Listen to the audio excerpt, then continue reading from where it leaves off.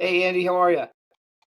Couldn't be better. I'm glad to be here. I've been super fascinated by just everything going on within the industry, especially guys in your position as well. So I'm excited to talk to you about it. Yeah, no, it's great to have you on. Thanks so much for taking the time. I know you guys have been really busy. And for those that don't know, Andy runs a firm called Stryker Digital, and what they really focus on in our arena is the SEO and SEO marketing outreach build for home service businesses. So, seems like a great person to talk to and kind of figure that out because we have a lot of folks that are looking to buy companies, and their first question, kind of from day one, is about SEO. So can you just start with kind of defining what SEO does for home service companies and how owners should think about it going forward? Yep, exactly. So SEO at its core basics, what it is ranking you higher on the search engine. So if you own a dumpster rental company and you're ranking 50th, you pretty much are completely irrelevant at that point, and you're gonna have to pay to acquire leads till the end of time. And if you can't afford to pay for leads, you're gonna have a really difficult time getting leads. So what SEO does is it ranks you organically, meaning people will just find you on the search engine. It will drive more traffic to your website, and all of internet marketing works as one big funnel, right? You have the amount of people that come to your website, a certain percentage of them will become a lead, and a certain percentage of them will become a customer. So obviously website traffic is at the very top of the funnel, and the more website traffic there is, it's just a math problem at that point in time. The higher the website traffic, the more probability you acquire more leads. The probability increases that you get more customers. So really, at its core, SEO is just ranking you higher on Google to get more organic search traffic and get you away from paying for expensive lead services, whether it's Google ads, whatever it is, they're all getting more expensive, and they definitely have their place when budget allows. But really, to do both is best. If somebody sees you in the ad placement on a Google search, or somebody sees you in the organic placement, or both, is a double the probability that you're going to get the click when they see you two times, and it gives you a lot of credibility as well. Yeah, and that's what a lot of folks are trying to understand too, because to that point, it definitely becomes more of a data driven outreach system where you can play the game of how many clicks am I getting, how many leads am I getting, and then what does that mean for my business. So some for some folks where they might have some more project based type businesses, or revenue where it's less predictable, it does help them to an extent sort of understand that lead generation side. So if I guess from that standpoint, for you and for those out there, like what does Striker Digital bring if I was gonna, get these services sort of outsourced, right? I just bought a company and I have to run marketing, I have to do HR, I have to sell and do eight other things. So I can't really focus on the SEO part. What does your service kind of offer? How do I think about outsourcing SEO if I was gonna do that going forward? Yeah, so it's fully done for you, and it really feels like it's more in-house with us because the way that we have it set up, because communication is super important for us. So when a new client comes on board with us, we have their onboarding form, they fill it out, kicks up some automations, disperses the information to the across the back end to our team, and it creates you a Slack channel. We invite you to the Slack channel, and our full team, there's going to be like 6 of us in there with you, and we're going to be constantly communicating the work that we're completing, uh, the progress that we're making, website traffic, leads, rankings, etc., all through a Slack channel with monthly calls, full monthly reporting, all of that in nature. So just really high levels of communication, because the more that we talk and understand your business, understand where you're at, the type of leads that you're getting, if they're quality leads, what they're looking for, is going to be very beneficial to us as well. And especially the communication is going to be important because business is so dynamic, and you might have additional service offerings that are coming out or different segments of the business that is going to be very helpful for us to know, because we're going to lay out a full roadmap of what the next 6 months are going to look like for us. And we want to be able to tweak that instantly before we get too deep into work and need to, revert back on work that has been completed and make different changes and so on. Got it, got it. No, that's very helpful. Thank you. And then you and your partner Bodhi, have a lot of passion in this area. But for those out there, just kind of a quick background on, how you got into this space and how you got into SEO and how you became such an expert. Because definitely part of it's driven by you spending some time there. So, what's your background and how did you get here now? Yeah, so Bodie and I met online. Must be like 6 or 7 years ago at this point. He was a customer of a business I used to have, which was an equity research business. We distributed research on small and micro cap stocks to private investors, institutional investors, and so on. Bodie was obviously one of the private investors that subscribed to the service. And business was okay, wasn't going to grow. I didn't have the connections, I didn't have the network to grow that business. It did okay. Put that to the side. learned how to code. I started building websites for just local businesses in my area, things of that nature. Bodie, in the meantime, acquired a dumpster rental company, and he was learning SEO to grow his dumpster rental company. So while I was building websites, the next question that comes from a business owner when you're building a website is, hey, do you do SEO? Therefore, okay, it's time to learn SEO. Bodie's learning at the same time. We came together to work on his dumpster rental business. So it's really a story of like not just like outside marketers that were doing this and never had experience in the business. We helped Bodie scale his dumpster rental business from $200,000 a year to $1 million a year, which he just recently exited. And in his first year of that business, he spent about $90,000 on Google Ads. Never spent another single dollar on Google Ads after that, and generated 2,000 organic leads in 1 year. So his business was, imagine that's like what operating leverage is, right? Revenue grows, operating expenses decrease, profitability skyrockets, which is like the entire goal of SEO. So like Bodie's business was case study number one for us. And then after that, it's, Bodie worked with roofing contractors. We're building roofers websites. We're doing SEO for roofers. So then we've really just, after that, it kind of snowballed, and it wasn't a real business at that point. We were doing it. We were having fun. It's like, okay, let's get serious about this. Let's dial in these processes and so on. And then we've really just dialed into home service business specifically. Like we'll work with a local business like a dentist and things like that. But our real bread and butter is home service businesses. So roofing companies, plumbers, HVAC, all those boring style businesses, that are like getting really popular right now, which I'm sure you and your audience are very well aware of. But that's like the background story of how we got into that. And ever since then, we started working with some really big roofing franchises, painting franchises, and just with guys that really high level operators that are really buttoned up. And it's super fun when you can work together as a team and like really see and help them grow their business. It's a really fun, fulfilling job to do. Yeah, no, everything I've kind of seen with your reviews online and everything are so high quality. It seems like your customers, really appreciate what you do. And to your point, it can add a lot of value. I mean, specifically, you mentioned roofing a few times, and that's what I was going to ask you about. Walk me through an example of maybe some kind of unit economics or profitability margins to kind of think about. When you guys think about leads to, let's say I'm a smaller kind of regional roofing contractor, and I do 500K to $1 million, and what a lot of these searchers are looking for, right? Like, how do you kind of think? You mentioned before some numbers about annual kind of leads, but how do you think kind of month to month and annually for a project like that in the roofing industry? How much am I spending? Yeah. So typically roofers have bigger budgets and they want to be more aggressive and they want to get to things sooner. So our top tier on SEO, our most aggressive package is $2,500 a month. And same thing included, you're going to be in the Slack channel. We're going to do the onboarding. We're going to do monthly reviews, monthly reports, and so on. From a review, or not from a review, but from a lead generation basis, the reality is we're not going to start SEO and then tomorrow the business is going to change. The phone's not going to be ringing off the hook tomorrow. It's not the reality, because I tell people, if it was that easy, I would have already started every single business and done SEO for it, and I would be sitting on my yacht in Italy if it was that simple. And some of it's going to come down to the specific market you're in and the Yeah, level of we should competition. tap on that, I guess, before we get to that. Yeah, we kind of just talk about it does take sort of like 6 months for the stuff to kind of kick in, but it does have a significant impact once it does. So if you do want to touch on that quickly, I think that's an important point. A lot of times in SEO, it's not like a Facebook ads or a Google ads where you're running active, ROI spend on your ad spend.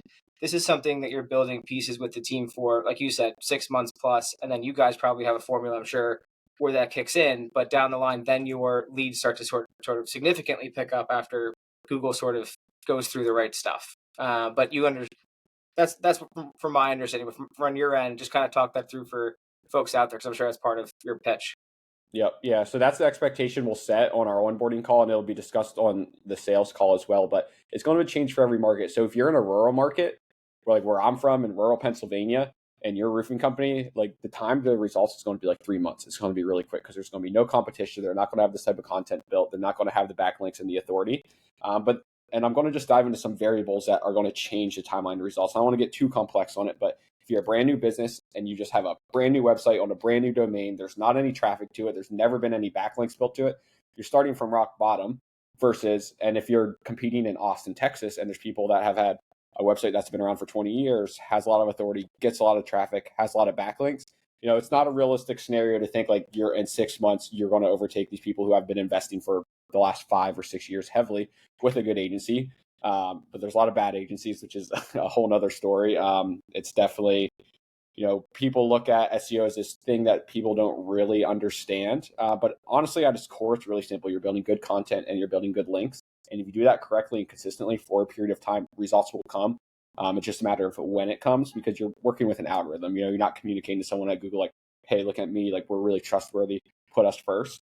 But so a typical timeline, I always tell people, we Yeah, I was at gonna least say six we could probably months. like, what if we walk through like some of the case studies? I mean, you have on here some pretty great examples. So like that, you have Monarch dumpsters for $25,000 to $250,000 under 4 months. Like that would be a great one, just to kind of hear how that went. Yep. So that was a perfect example of a lesser competitive market. So if you're looking just like a quick research into a market, and you just search dumpster rental in your location and you look at how many Google business profiles you're competing with, there's 150 or less, like that's a pretty ideal market to compete in. Excuse me. If there's 400, it's going to be a lot more difficult. But these guys were competing with like 80 or something like that, who obviously when we did our competitor analysis, these guys didn't invest into SEO at all.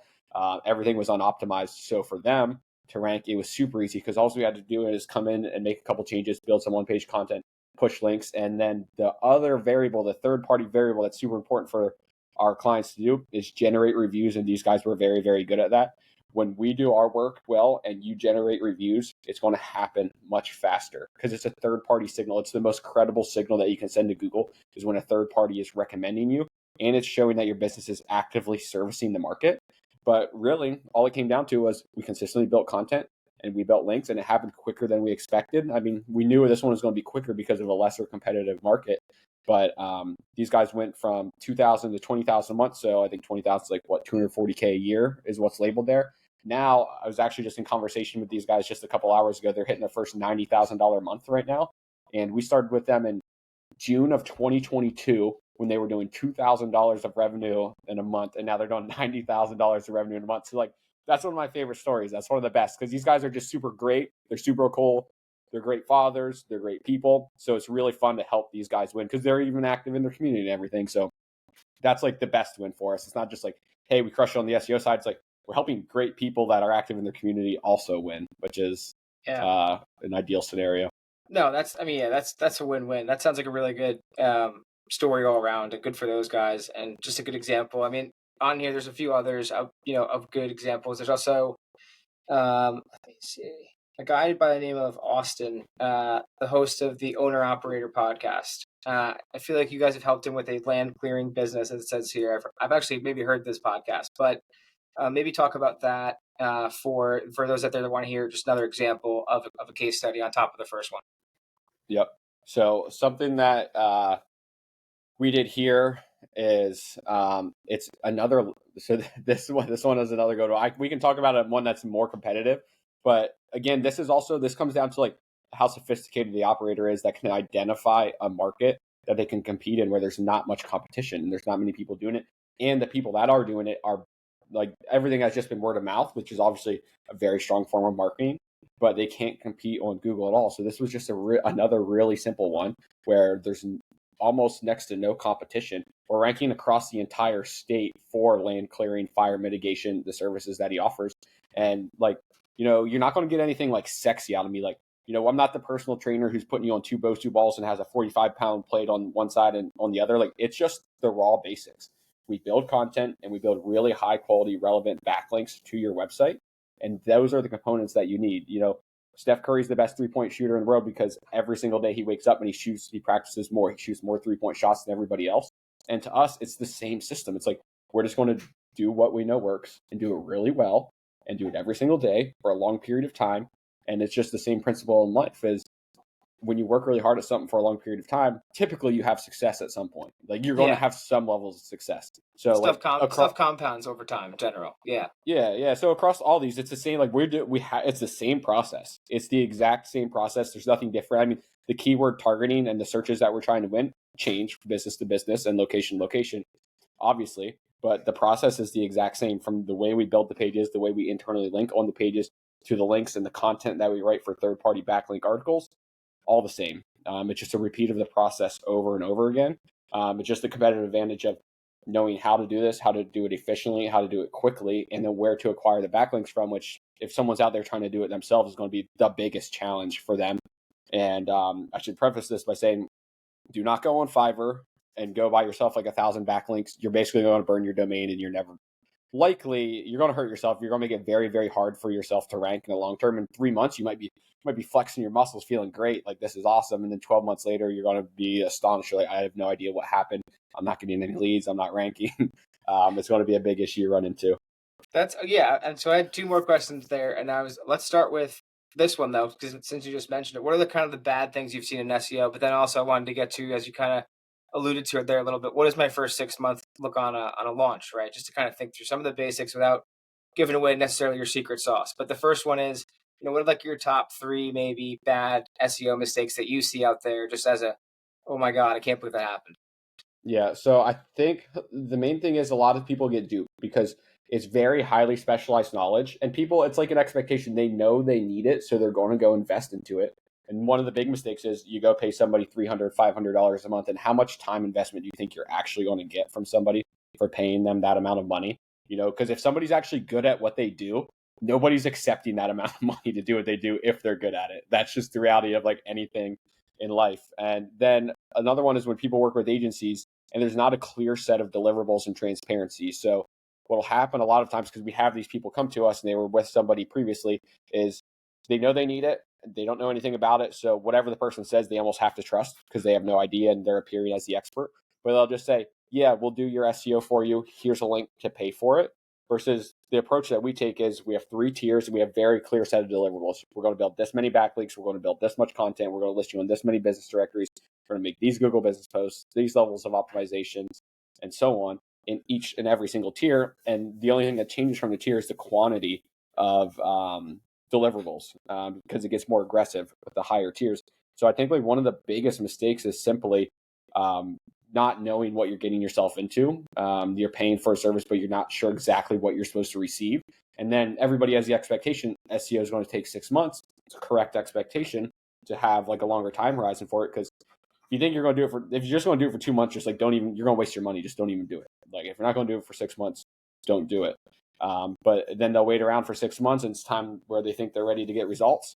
And the reality is when we do audits on these people's websites, Google business profiles, their backlink profile, when they come to us, there's nothing. And it's really sucks to be the person that's like, because they're like, what did my last agency do? And I'm like, I can't tell you. Like, I'm sure like people have a little bit different strategy than us, but like really like I give it all out. I tell everybody exactly our strategy and how to do it. I have videos out there and everything. And it's like, you can't not do these basics. The basics aren't done. So to answer your question, it's just like getting themselves into trouble that way, which isn't necessarily their fault. It's not like they're purposely putting themselves in that position, but it happens way too often. We had a big meltdown with one of the cold emailing strategies one time where we just absolutely nuked one of our domains. So I'm sure you've seen some way more toxic stuff on the SEO side because you get the wrong person on Fiverr. I'm sure it leads to a lot of mistakes where, as you said, it's kind of longer term damage, right? Those people are then making stuff that hurt your domain, way down the line. So I think Correct. the responsible side, you guys do a really good job. So again, without giving away all your secrets, but if I'm closing a deal and I'm in HVAC like you mentioned, right, or I'm in roofing or one of these, and I'm a searcher, and one of the main things I have to worry about kind of post transaction is sales and marketing, right? How do I think about that first 6 to 12 months, in terms of what types of stuff are important to build out or look at as you guys offer, and then when do you start to see, as you mentioned, that sort of time delay kick in for my sales, right? Because then I can start to kind of plan for that. But just for folks have to understand how this sort of marketing channel works versus some others out there. Yep. So I think when making the decision about the marketing channel you want to attack, if the budget's there, you want to do ads and you want to do SEO. You want to do both because there's different user behavior patterns. There's a certain percent of the population that clicks ads. There's a certain percent of the population that goes to the map pack below, like where it shows like the reviews, go to the website, whatever. And then there's another part of the population that scrolls all by that and goes to the organic website results. So when you're doing SEO, we're trying to rank you in the Google map pack and we're trying to rank your organic website results. But so if you're doing SEO and you're doing Google ads together, you're in the ads and you're in the map pack and your website's there, the probability that you win the click and win the customer is like really high. But so the business decision comes down to do you need money in the bank right now? Like, do you need customers now? And if so, ads is going to be the route you go, because the feedback loop closes a lot faster because you're paying to be in front of people. But then over the long term, the thing that sucks is once you stop paying for ads, you stop getting customers because your business model is completely reliant on ads. So the best decision is to do ads and SEO together if you really want hyper growth, because while you're waiting for that SEO to kick in, your ads are going to be bringing in customers for you. And then we usually set like a minimum expectation of 6 months. This is where we're going to start truly noticing a difference at this point in time. And this is like where you can probably start gearing up your sales team, whatever you need for fulfillment, your operations, your admin assistant, whatever it is. Like 6 months is really it. But 8, 10, 12 months is like, we're cooking, we're great. And because it's really just like there's no guesswork to it. Like the only outside variable is Google's algorithm, and an update comes and changes the strategy. But what we found out is Google came out and said backlinks aren't useful. They're not going to help you rank higher. And then just like a month ago, there was an algo leak, and it came out that like backlinks are like the Mac Daddy, as we always believed, because there's no other way to measure credibility in a website other than other credible websites linking to a website. And it's the same thing as if I came to you and I wanted to work with you, and your business partner was like, Andy's really great, he's reliable, he's hardworking, he shows up on time, and then another person tells you that too. If I show up to interview with you, I almost just like have to not mess up at that point, because so many credible people in your life recommended me. And when you have these credible websites recommending your website, it ends up being the same thing, right? So it's all just a sign of credibility and authority, because like if you look at it through Google's lens of user experience, they need to make sure that they're showing relevant businesses who they know are actively servicing the community and can pick up the phone and provide a service. So the SEO work that we do and the reviews lead to that, because if Google didn't have that, nobody would use the search engine, nobody would pay to advertise, and they make their money through advertising. They want to have a business. We'd all use Bing if you couldn't have that user experience on Google. So like when you're thinking about it, it's thinking about optimizing for Google's user experience, because that's what they're optimizing for. So we need to send those signals to them. Yeah, and they're 80, 90% of search or whatever it is. But as you said, it's more of a music piece where there's a lot of parts that go together to make one sound. And that I remember that leak came out. I asked what a really smart SEO guy about it about a week afterwards, and he still said, I have no idea. I'm still digging through everything. Like he was like, this document's huge. Like there's all these things. The community's talked about XYZ for 10 years, and turns out none of that's right. So there's people that just do this all the time, and that's why it's really helpful to kind of to go through these channels. I think I can share my screen. I just wanted to go through just a map of kind of what you guys do. 1 second here. I can figure this out. Yeah, there we go. Is that working? All right.